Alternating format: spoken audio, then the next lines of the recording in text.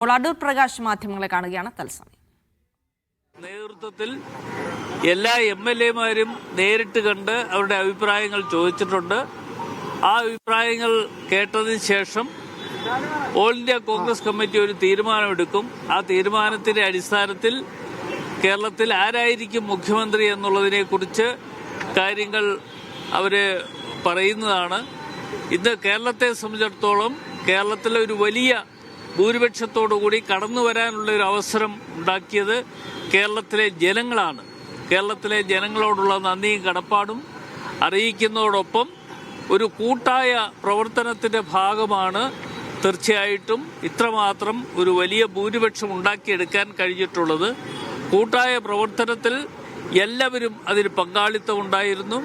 അത് UDF-ന്റെ നേതൃത്വത്തിലുള്ള മുഴുവൻ ആളുകളും അതിൽ പങ്കാളിത്തം വഹിച്ചു എന്നുള്ളതിന്റെ ഏറ്റവും പ്രധാനപ്പെട്ട തെളിവ് തന്നെയാണ് 102 സീറ്റിലേക്ക് കടന്നു വരാനുള്ള അവസരം ഒരുക്കിയെടുക്കാൻ കഴിഞ്ഞത്. അത് UDF-ന്റെ ഒരു വലിയ നേട്ടമാണ്. ഒന്നിച്ച് ഒറ്റക്കെട്ടായുള്ള പ്രവർത്തനത്തിന്റെ ഭാഗമായിട്ടാണ് അതൊക്കെ നേടിയെടുക്കാൻ കഴിഞ്ഞിട്ടുള്ളത്. ഇനിയൊന്നും വിടാവോ?